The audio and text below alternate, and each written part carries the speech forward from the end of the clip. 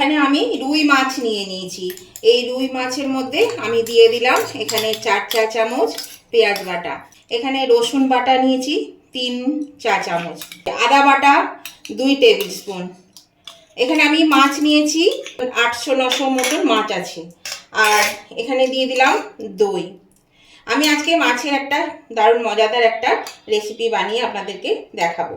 তো তার জন্যে এখানে দেখুন আমি মাছের মধ্যে মশলা দিয়ে দিলাম, ম্যারিনেট করে নেব। তাহলে চলুন কি করে আমি রান্নাটা করছি সেটাই আপনাদের সঙ্গে আজকে শেয়ার করব। নমস্কার বন্ধুরা, আমি সুমনা চলে এসেছি আমার রেসিপি ঝুলি থেকে একটা রেসিপি নিয়ে। আশা করি আপনারা সকলে ভালো আছেন, সুস্থ আছেন। আর আমার পরিবারের সকল বন্ধুদের স্বাগত জানিয়ে আমি আজকের রেসিপি শুরু করছি। তো এখানে তো আমি দেখিয়ে দিলাম আপনাদেরকে কি কি মশলা আমি দিয়েছি, দিয়ে এই মাছটা আমি মাখিয়ে নিচ্ছি। এখানে আমি রুই মাছ নিয়েছি, আপনারা এখানে কাতলা মাছও নিতে পারেন বা রুই মাছও নিতে পারেন, একটু বড় বড় পিস করলে ভালো হয়। আমি এই মশলাগুলো দিয়ে একটু ম্যারিনেট করে 1 ঘন্টা মতো রেখে দেবো। এটা যতক্ষণ ম্যারিনেট করে রাখতে পারবেন 2-3 ঘন্টা, ততটাই কিন্তু খেতে ভালো হয়। এই রেসিপিটা আপনারাও করে খেয়ে থাকেন, তো আমি কিভাবে করছি সেটা আমি আপনাদের সঙ্গে শেয়ার করছি। তাহলে এ দেখুন ম্যারিনেট করা হয়ে গেল, আমি এটা সব মাখিয়ে নিলাম ভালো করে। তো এটা আমি এবার ঢাকা দিয়ে রেখে দেবো ঘন্টাখানেকের মতো। ঘন্টাখানেক পরে আমি আবার ফিরে আসছি। আমার কাছে বেশি সময় নেই, সেই জন্য আমি ঘন্টাখানেকই রাখছি। বেশি সময় থাকলে অবশ্যই কিন্তু 2-3 ঘন্টা ম্যারিনেট করে রেখে দেবেন। তো এরকম আমার হয়ে গেছে, আমি কিন্তু এটা রেখে দিলাম, এবার ঢাকা দিয়ে দিচ্ছি।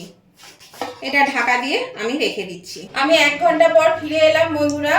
এখানে আমি প্যানের মধ্যে সাদা তেল দিয়ে দিয়েছি আর দিয়ে দিলাম 1 চামচ বাটার। এই রান্নাটা কিন্তু সাদা তেল আর বাটার দিয়ে হবে। তো বাটারটা গলে যাওয়া অবধি অপেক্ষা করতে হবে।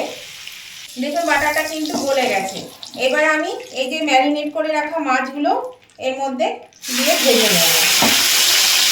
আঁচটাকে একদম কমিয়ে দিলাম, কমিয়ে দিয়ে এই মাছগুলোকে ভেজে নিচ্ছি। সব মাছগুলো ভেজে নিই, তারপর আমি আবার ফিরে আসছি। এই দেখুন বন্ধুরা, মাছগুলো আমি ভেজে তুলে নিয়েছি। আর মাছগুলো কিন্তু খুব হালকা করে ভাজতে হবে। এই দেখুন আমি কিন্তু হালকা করে ভেজেছি। আর যেহেতু মশলা আছে, এই মশলাগুলোতে একটু মানে পুড়ে পুড়ে যাবেই, হালকা লাল হয়ে গেছে, ব্রাউন কালার হয়ে গেছে। আর এই দেখুন এই তেলেই আমি রান্নাটা করব। এই যে এই মশলাগুলো ছিল, এই মশলাগুলো কিন্তু ফেলার দরকার নেই, এই মশলার সঙ্গেই আমি এই রান্নাটা করব।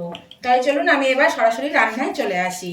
এই দেখুন এই তেলের মধ্যে আমি গোটা গরম মশলা দিয়ে দিচ্ছি, 3টে এলাচ, সামান্য একটু দারচিনি, আর 4-5টা লবঙ্গ, আর 7-8টা গোলমরিচ এর মধ্যে আমি দিয়ে দিলাম।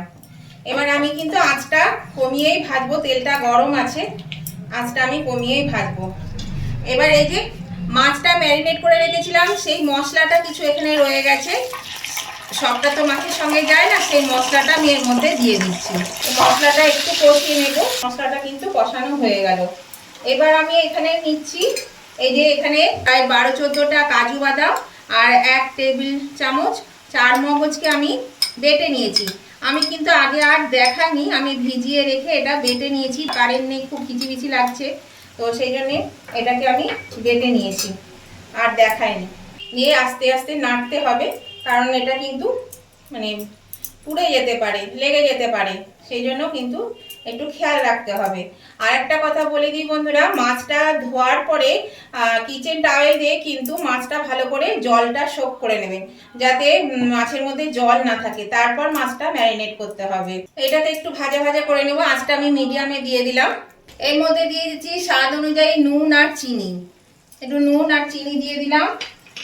আর দিয়ে দিচ্ছি এখানে কাঁচা লঙ্কা, ঝাল অনুযায়ী কাঁচা লঙ্কা বাটা দিয়েছি, কাঁচা লঙ্কা বাটা আমি দিয়ে দিলাম।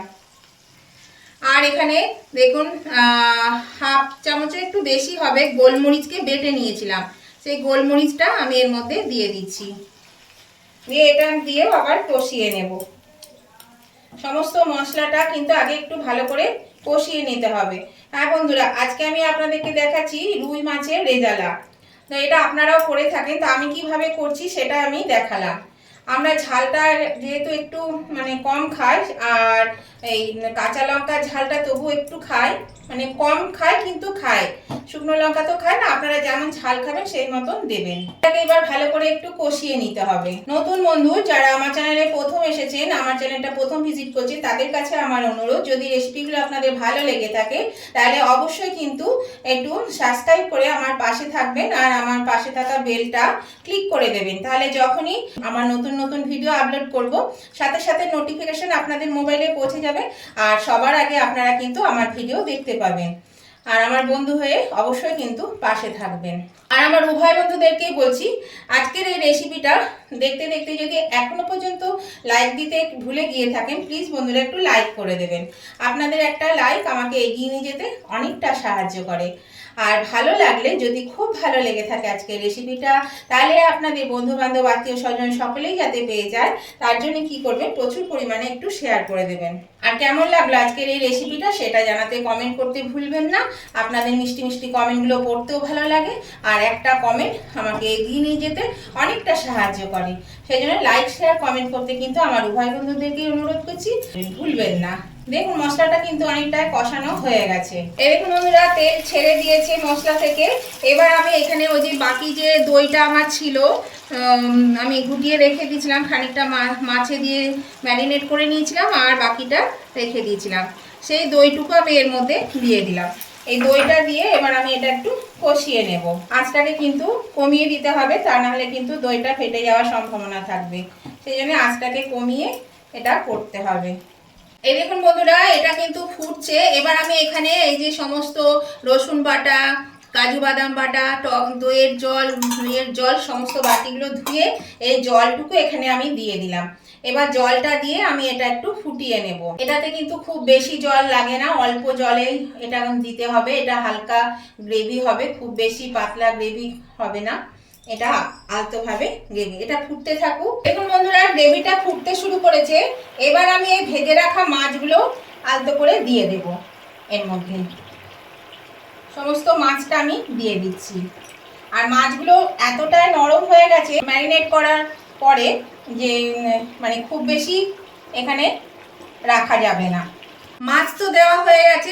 খানিকটা দুধের মধ্যে আমি কেশর ভিজিয়ে রেখেছিলাম, সেইটা আমি এর মধ্যে দিয়ে দিচ্ছি। আর দিয়ে দেব 1 টেবিল চামচ গোলাপ জল। এবার আমি এটা আলতো করে একটু নাড়াচাড়া করে 2 মিনিট ফুটিয়ে নেব। বেশি কিন্তু নাড়াচাড়া করা যাবে না, কারণ মাছগুলো তাহলে ভেঙে যাবে। সেই জন্য খুব আলতো করে নাড়াচাড়া করে নিতে হবে। আমি আলতো হাতে মাছটা একটু নেড়ে দিলাম। একটু গ্রেভিটা ফুটে গেলে, মিনিট 2-3, তারপরে আমি কিন্তু এটা নামিয়ে নেব। মাছটা কিন্তু আমার হয়ে গেছে বন্ধুরা। এইভাবে করে খাবেন, দেখবেন খুবই ভালো লাগে খেতে। এটা কিন্তু ভাত না, ফ্রাইড রাইস, পোলাও সবের সঙ্গে এটা খেতে ভালো লাগে, আর রুটি পরোটার সঙ্গেও কিন্তু ভালো লাগে। এই দেখুন দুধটা দেওয়াতে একটু পাতলা হয়ে গেল। এটা কিন্তু অনেকটাই জমে যাবে, তার কারণ এখানে কাজু আর চারমগজ আছে। এটা ফুটে গেলে, একটু ঠান্ডা হলে কিন্তু এটা অনেক কমে যাবে। তাহলে চলুন এটা একটু ফুটে যাক। এই দেখুন বন্ধুরা, গ্রেভিটা ফুটতে শুরু করেছে। আমি এটা গ্যাসটা অফ করে দিয়ে আমি মাছটা নামিয়ে নিচ্ছি। এটা কিন্তু আর দরকার হবে না ফোটানো। সেই জন্য মাছটা আমি আস্তে আস্তে খুব আলতোভাবে তুলতে হবে, কারণ মাছগুলো কিন্তু নালে ভেঙে যাবে। তো চলুন আমি মাছগুলো সব আগে নামিয়ে নিই। মাছটা আমি নামিয়ে নিয়েছি বন্ধুরা। আর এখানে দিয়ে দিলাম একটু সাদা তেল একটা তড়কা প্যানে দিয়ে, আমি এইটা এখানে একটু শুকনো লঙ্কা দিয়ে গরম করে নিলাম। তো এটা আমি এর মধ্যে ঢেলে দেব। এই যে এটা আমি তেলের মধ্যে দিয়ে গরম করে নিলাম শুকনো লঙ্কার এই তড়কাটা, এটা আমি এর মধ্যে ঢেলে দিচ্ছি। এই দেখুন এখানে আমি ঢেলে দিলাম। তো বন্ধুরা, আজকের এই রেসিপিটা যদি আপনাদের ভালো লেগে থাকে, পছন্দ হয়ে থাকে, তাহলে উভয় বন্ধুরা কিন্তু লাইক শেয়ার কমেন্ট করতে ভুলবেন না। আবার আমি এই ধরনের নতুন কোনো রেসিপি নিয়ে চলে আসব। ততদিন আপনারা ভালো থাকবেন, সুস্থ থাকবেন। আর নতুন বন্ধুরা কিন্তু আমার চ্যানেলটা সাবস্ক্রাইব করে আমার পাশে থাকবেন আমার বন্ধু হয়ে। আজকের মতন ভিডিওটা এখানেই শেষ করছি। Tata, bye bye.